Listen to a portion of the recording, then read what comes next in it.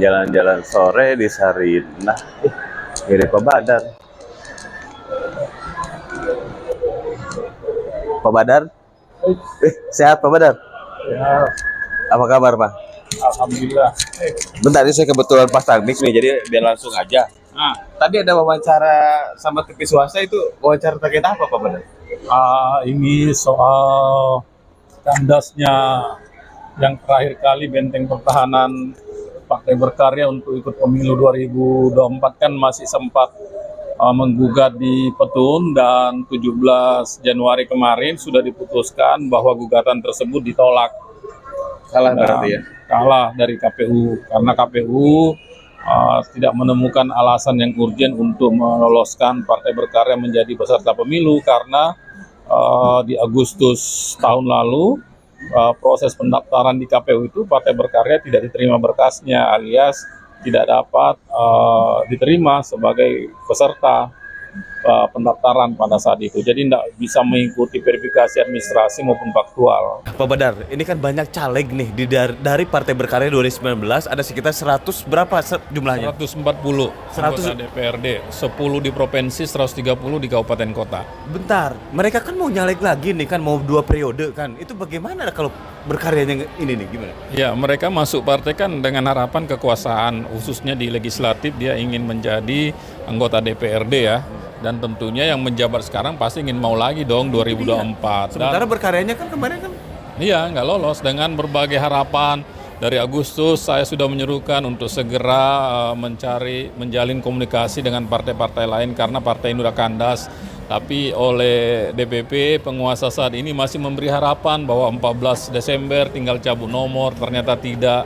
17 Januari menang di Petun, ternyata tidak. Dan akhirnya hari ini pun juga ada surat edaran bahwa mereka diberi peluang untuk pindah ke partai lain secara gentleman, tapi tidak dengan catatan, berarti PAW masih menghadang. Sementara ada beberapa anggota DPRD yang sudah menjapri ke saya secara pribadi dan bahkan mungkin jadi informasi menyeluruh di sesama anggota DPRD bahwa mereka harus menyetor minimal 50 juta ke oknum apabila nggak mau di PAW. Itu kan suatu masalah besar di internal kita.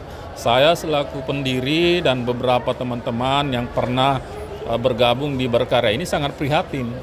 Oh, bentar, terus caleg-caleg DPRD itu sekarang kan mau nyalek lagi gimana? Kan udah ada edaran untuk gentle, itu bagus, menurut saya bagus itu. Wah, ya, pindah, bagus gitu kan? Bagus, dan itu peluang bagi anggota DPRD, dan itu bisa saja kita siasati.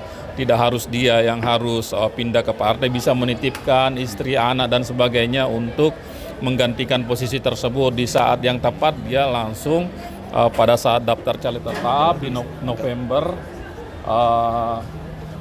2023 ini, itu kan nama tersebut harus sudah tercantum, sehingga di saat itu dia bisa pindah mendeklarasikan diri sebagai calon anggota tetap Partai X misalnya.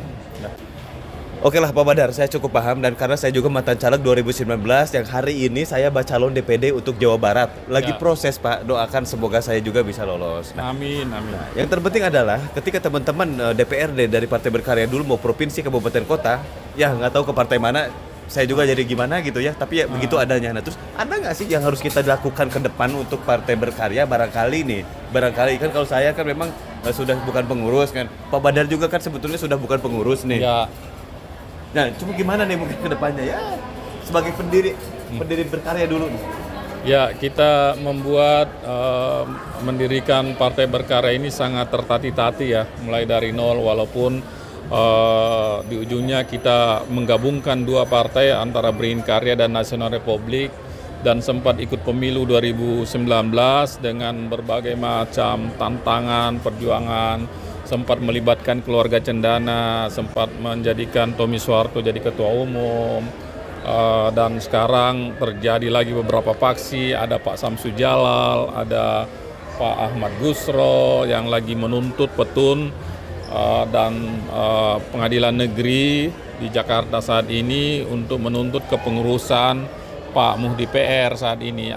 Masih potong interupsi, masih ada gugat-gugat? Masih, karena kekecewaan teman-teman ini mungkin tidak dilibatkan dalam mengambil keputusan, Apalagi partai ini tidak sempat atau tidak lolos menjadi peserta pemilu 2024. Lagian juga partai ini juga berpeluang untuk mengusung calon presiden dan wapres kan, karena undang-undang parpol bahwa peserta pemilu sebelumnya yang memiliki suara nasional itu bisa digunakan untuk mengusung pada pemilu berikutnya. Kita punya modal 2% dari 25% yang diwajibkan untuk mengusung capres dan wapres. Modal banget itu ya Pak Badar Ya, ya. modal bisa dimanfaatkan bagi penguasa partai saat ini, dan itu bisa menjual teman-teman yang ada di dalam, baik itu pengurus daerah maupun anggota DPRD. Kalau toh mereka mau dijual, masalahnya sekarang partai nggak lolos, mau dijual apa gitu. Ya, terus untuk menyikapi itu bagaimana? Ada nggak solusi apalah gitu kan? Ya, saya kira harus duduk bersama. Dari dulu saya sudah menyuarakan bahwa partai ini kalau ingin sukses ke depan, ingin eksis, mari duduk bersama dari semua pemangku kepentingan agar melaksanakan musyawarah yang benar-benar berpihak ke semua kepentingan. Ini musyawarah nasional luar biasa secara bersama. Tapi yang selama ini di tahun 2002 kemarin sempat 5 kali munaslup, dan itu masuk Guinness Book Record kali ya. 5 kali melaksanakan munaslup, berapa kali pergantian ketua umum.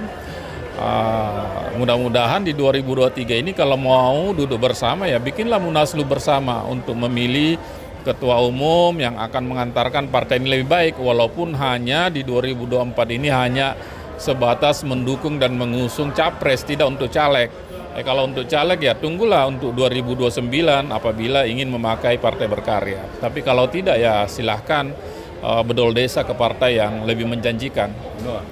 Aduh, luar biasa sekali ya. Lika-liku Partai Berkarya itu banyak dinamika dari pertama didirikan dulu udah saya paham lah. Iya. Kenapa? Karena Partai Berkarya memiliki kekuatan yang besar. Disitulah memang waktu itu disinyalir dan dipastikan bahwa keaslian Terah Soeharto di sana. Sekarang Soehartois, Soekarnois, Gus Duris, siapa lagi ya?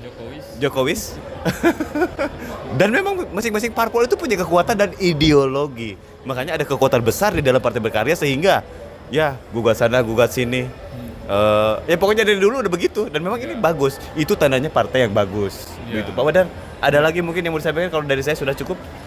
Saya kira bagi teman-teman yang galau di daerah, baik itu pengurus maupun anggota DPRD yang ada sekarang yang ingin nyalek, saya kira jangan putus asa. Kita masih ada jalan, ada peluang yang lebih besar dari itu, dan mungkin saja saya juga akan ikut memotori teman-teman yang ingin lebih baik dari itu untuk bergeser sementara ke partai yang lebih baik dari Berkarya saat ini untuk pemilu 2024. Tapi saatnya nanti kita akan deklarasi bersama.